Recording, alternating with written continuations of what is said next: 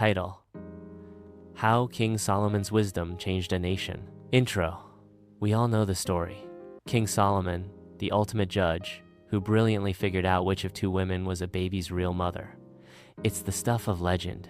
But what if that same divine gift that made him so wise also set the stage for his kingdom's epic downfall? This is the story of how one man's genius built a golden age and how his own heart brought it to the brink of collapse. Part 1. The unlikely ascent. Before the legendary temple, before the world's most powerful rulers were making trips to his court, Solomon was not the obvious choice for king. Born to King David and Bathsheba, his life began in the shadow of a scandal that had rocked Israel. He wasn't the firstborn, and his older brother Adonijah had already tried to grab the throne for himself. But, thanks to his mother's sharp political maneuvering and a push from the prophet Nathan, the crown landed on Solomon's head. He inherited a kingdom that his father, David, had hammered together through decades of war. Israel was powerful, sure, but it was also restless. It was a shaky alliance of 12 tribes, each with its own rivalries, held together mostly by David's sheer force of personality. Now, it was all on Solomon, a young and untested king, to keep it from falling apart. No pressure, right? It's right here, in this moment of intense pressure, that Solomon's story really takes off. Shortly after becoming king, he has a dream where God offers him anything he wants. Riches, a long life, the heads of his enemies on a platter. A lesser man might have jumped at the power or the cash, but Solomon, knowing the massive task ahead, asked for something that would change history. He asked for a discerning heart to govern your people and to distinguish between right and wrong. This one, selfless request hit the mark. God was so pleased that he not only gave Solomon wisdom, unlike anyone before or after him, but also threw in the riches and honor he hadn't even asked for. It was a divine cheat code. Arming Solomon was something far greater than any army. He had the tool to transform a nation.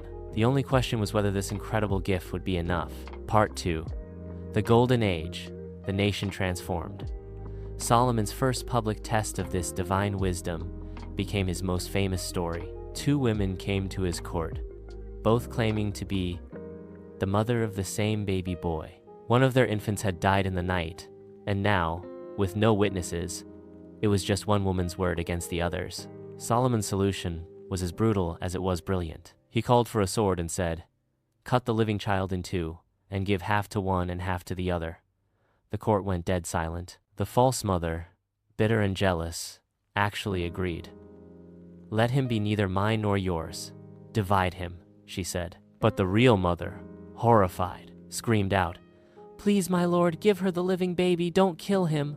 And just like that, Solomon had his answer. He'd found the truth not by picking apart their stories, but by testing their love. Word of this judgment spread like wildfire, and the people of Israel knew that God's wisdom was working through him. This was the foundation Solomon built his kingdom on: justice. His wisdom created a deep respect for law and order, uniting the tribes not with swords, but with fairness. But his vision went way beyond the courtroom. Solomon knew that for a nation to be great, it needed more than order. It needed prosperity, a shared identity, and a little swagger on the world stage. He kicked off a building boom like nothing the region had ever seen. For 7 years, he poured the nation's resources into building the first temple in Jerusalem. This wasn't just a building, it was the spiritual heart of the nation, a permanent home for the Ark of the Covenant, and a stunning symbol of their unified faith. He built a navy, opened up new trade routes, and turned Israel into a global center of commerce. Wealth flowed in so fast that the Bible famously claims silver became as common in Jerusalem as stones. He fortified cities, expanded Jerusalem's walls, and built himself a palace so massive it took 13 years to finish. Israel's reputation soared. The ultimate proof of this golden age showed up in a massive caravan from the south. The Queen of Sheba, a powerful and savvy ruler, had heard the stories of Solomon's wisdom and wanted to see if they were true. She came to test him with difficult questions on philosophy, trade, and politics, and Solomon answered every single one. She was blown away. Seeing the splendor of his court, the efficiency of his kingdom, and the glory of the temple, she admitted that the reality far surpassed the rumors. "The half was not told me," she said in awe. Her visit was more than a state dinner. It was the world acknowledging that Solomon's wisdom hadn't just made his nation rich, it had put it at the very center of the ancient world. Part 3. The Seeds of Ruin. So, how long could this perfect moment last? Right at the height of his power, with a peaceful kingdom and an overflowing treasury, a subtle change began. The very strategies that had made Israel an international player started planting the seeds of its destruction. To lock in alliances with other nations, Solomon made political marriages. It was standard practice for kings, but Solomon took it to a whole new level. The Bible records he had 700 royal wives and 300 concubines. These weren't love matches, they were treaties sealed in flesh and blood, connecting Israel to Egypt, Moab, Ammon, and beyond. The real danger wasn't the marriages, but what came with them. God had clearly warned the kings of Israel not to marry foreign women who served other gods, warning, "They will surely turn your heart away after their gods." For years, Solomon seemed to walk the line, but as he got older, that line started to blur.